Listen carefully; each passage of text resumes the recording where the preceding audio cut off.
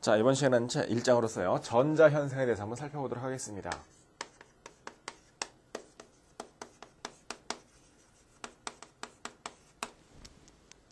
자, 그럼 이런 전자현상에 대해서 첫 번째 나타나는 것이 우리 원자란 것은 또는 물질이란 것은 어떤 식으로 구성되어 있는가 이런 구성부터 살펴봐야 되겠죠. 자, 첫 번째 값으로서 우리 먼저 나타나는 물질과 전자에 대해서 한번 살펴보도록 하겠습니다. 자, 기본적으로 우리가 어떤 물질을 구성하는 것을 본다면요, 전자란 것과 또 뭐가 있습니까? 원자핵 또는 양자, 중성자 이런 걸 따지게 되는데 이런 건 다 뭡니까? 우리 원자에 대한 기본적인 구성이라는 얘기죠. 즉, 첫 번째 나타나는 값으로서 원자의 구성을 보신다면요. 자, 일반적으로 우리가 원자 형태를 본다면 자, 이런 원자란 것은 두 가지 형태로 구성되어 있습니다.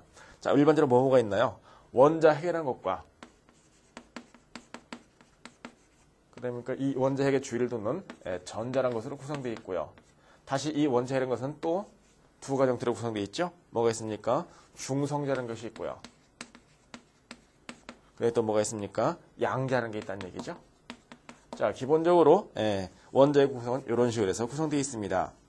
자, 그럼 이 중에서 또 우리 기본적으로 알아둘 게 뭐가 있습니까? 일반적으로 우리가 그 화학 주기를 본다면요, 원자 번호라는 게 있습니다. 또는 뭡니까? 거기에 따르는 기본적인 형태가 나타나게 되겠죠. 자, 그럼 우리가 나타나는 원자 번호라는 게 지금 뭐냐 이거죠. 자, 일반적으로 우리가 원자 번호라 표현되는 값은 그 양자의 수와 같습니다. 또한 이 양자의 수는 전자의 수와 같습니다. 자, 그 다음에 우리가 보통 표현하는 이제 원자핵이라는 것은 질량수의 값을 나타내는 것이죠.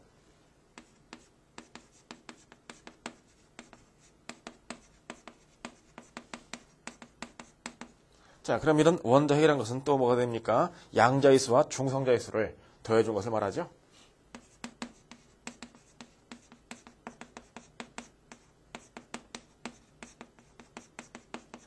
이것을 우리가 일반적으로 질량수라고 표현하는 이런 값을 가지게 됩니다. 자, 그러면 여기서 나타나는 기본적으로서 그러면 형태로서 본다면 첫 번째 원자핵이라는 게 대체 무엇인가?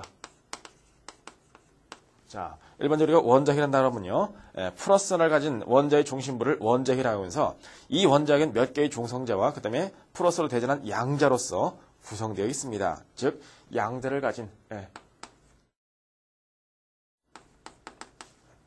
이때 양값이라는 것은 플러스 값을 말합니다. 양자를 가진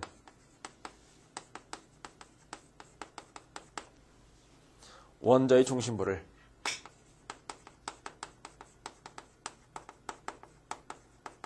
간단하게 원자핵이라 표현하면서 이건 중성자와 양자로서 구성되어 있다는 얘기죠.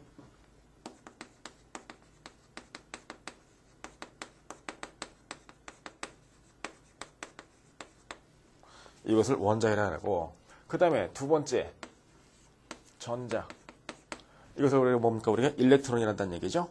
이것은 음전을 띤 입자를 말합니다.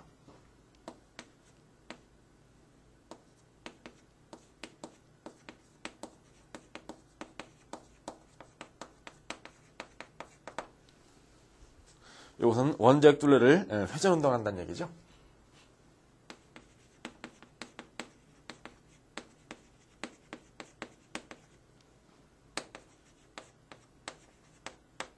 자, 일반적으로 에너지가 적은 전자일수록 원자핵이 가깝고 에너지가 클수록 뭡니까? 멀리 떨어져 회전하는 이런 값을 가지고 있습니다. 즉, 에너지가 적을수록 전자 에너지입니다. 에너지가 적을수록 원자핵에 가깝고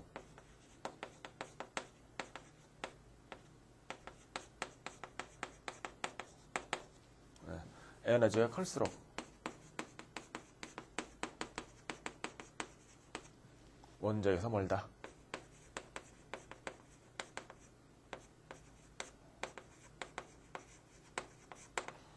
자, 그러면 이런 전자가 가진 전하의 값은 얼마가 되는가?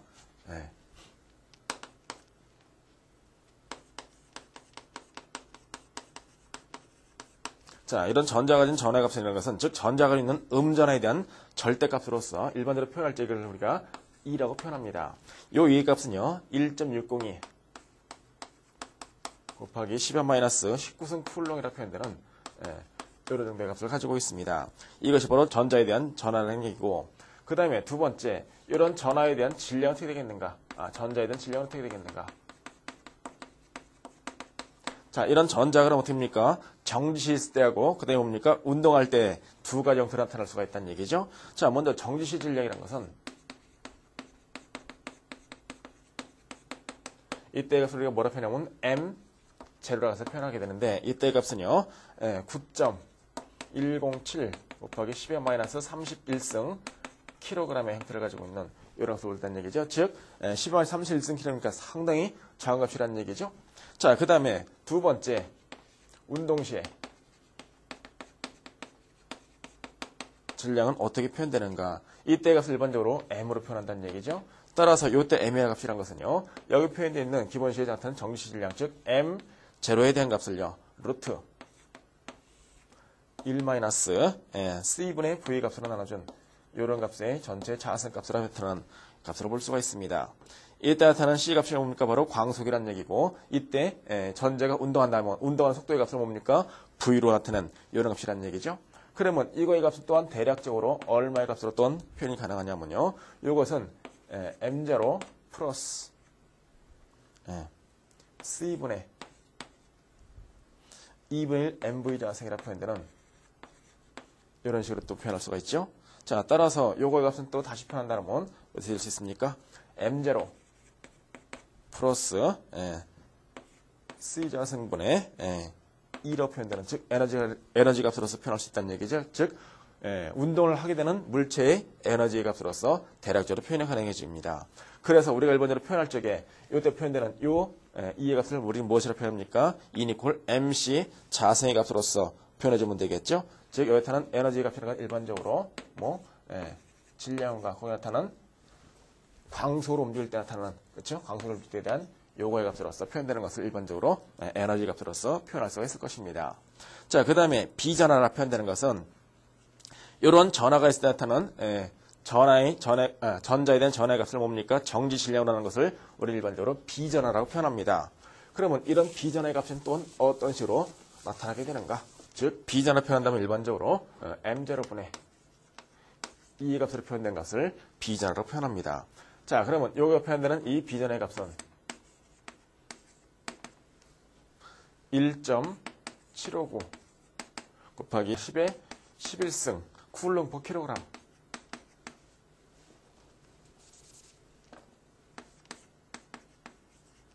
자, 이런 식으로 진 것이 기본적인 전자에 대한 비전의 값이 되는 것이고, 그 다음에 일반적으로는 전자의 에너지의 값은 그러면 일반적으로 어떻게 표현해 줄 수 있겠는가? 자, 일반적으로 전자가 가지고 있는 에너지의 값이라는 것은요, 일렉트론 볼트라 해가지고 요거 값을 또 기준하고 있다는 얘기죠.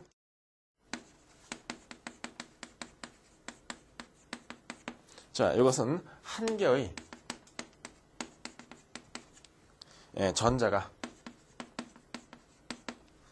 1볼트의 전위차로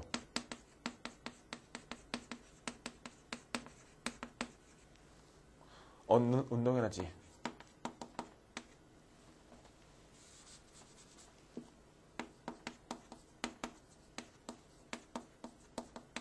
바로 이것을 우리가 1 일렉트론 볼트라고 정의하고 있다는 얘기입니다.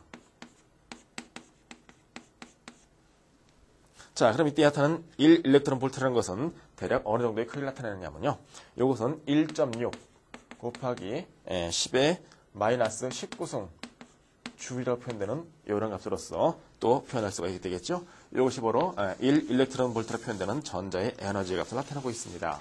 자, 그 다음에 우리가 일반적으로 또 표현하는 값 중에서 가전자라는 표현을 또 많이 쓰게 되는데, 자, 가전자는 또 무엇이 나타나는 것이냐면요, 자, 원자 핵 궤도의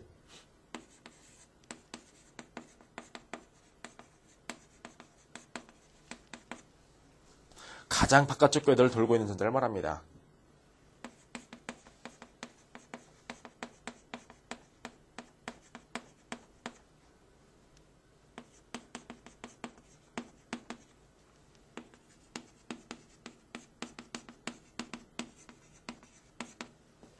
요거의 값을 일반적으로 우리가 가전자라고 표현하는 이런 값을 나타내는 것이고, 그 다음에 이런 가전자 수는 원소의 주기율 필석의 족수와 같습니다.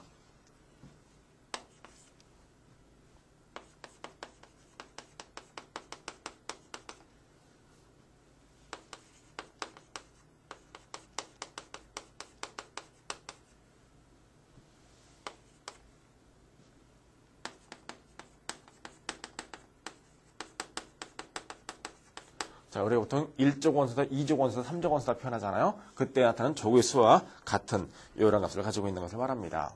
자, 그 다음에 두 번째.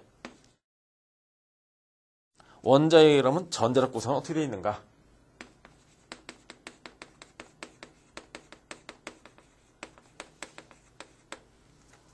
자, 그러면 이것은요, 주양자와 그 다음에 전자에 대한 이런 값으로 표현할 수 있다는 얘기죠. 자, 그럼 이럴 때 나타나는 첫 번째 값으로서, 주양자수와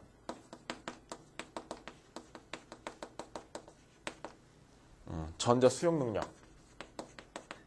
얼마의 전자를 가지고 있는가? 자, 우리가 일반적으로 양자에 따라서 뭐 전자가 수없이 많은 건 아니게 되겠죠? 어느 정도 포함할 수 있는 한계치가 있을 거란 얘기입니다. 자, 원자의 전자는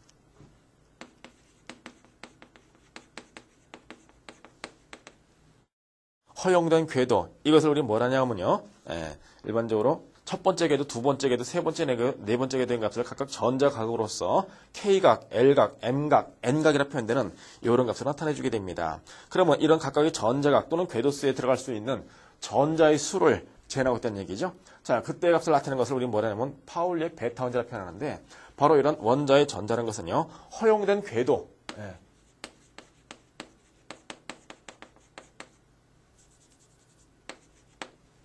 즉 에너지 주리에만 존재할 수 있다는 얘기입니다. 이때 허용된 궤도의 값을 에너지 준이라 표현하면서 이런 에너지 준위에만 존재할 수 있는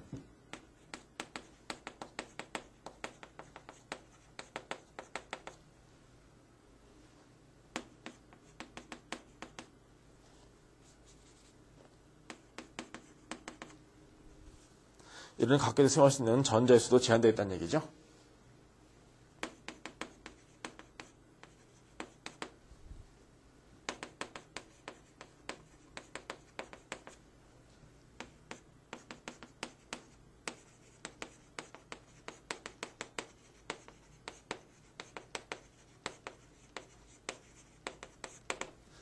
자, 이런 n번째 수용되는 전자의 수를 규정한 값을 우리는 뭐라 합니까? 바로 파울리에 대한 베타 원리라 표현하죠. 자, 그럼 일반적으로 이게 궤도수가 조립된다면요. 자, 이런 궤도수를 각각 우리 풀을 적에 전자각이라고 표현합니다. 그럼 이런 전자각에 대해서의 각각에 대할 수 있는 뭡니까? 전자수라는 것은 어떤 식으로 나타나게 되는가? 기본적으로 첫 번째 궤도에는요, 보통 우리가 표현할 적에 K각이라고 표현합니다. 그 다음에 이런 K각이라는 것은요, 두 개의 전자만을 수용할 수가 있습니다. 그 다음에 두 번째 궤도의 값을 우리가 일반적으로 뭐라 표현하면요, L각이라 표현하고, 이런 L각에선 최대 8개의 전자만을 수용할 수 있는 이런 값을 갖는다는 얘기입니다. 그 다음에 세 번째 궤도에는요, 일반적으로 우리가 M각이라 표현을 하고요. 이때 M각에서는요, 총 18개, 요 각에서만 18개입니다. 그럼 여기 다 된다면 뭡니까, 그러면요? 28개에 대한 전자를 수용할 수 있다는 얘기죠. 자, 그 다음에 네 번째에 대한 값은, 네 번째 궤도에 있는 값을 우리가 뭐를 먼저 표현하면 N각이라 표현한다는 얘기입니다. 이때 N각이라는 것은 32개까지의 전자를 수용할 수 있는 이런 값으로 본다는 얘기죠. 그러면 여기서 보신다면 최초에 나타난 2개, 8개, 18개, 32개 이런 값은 어떻게 나타나는 값이냐. 이때 전자수란 것은 일반적으로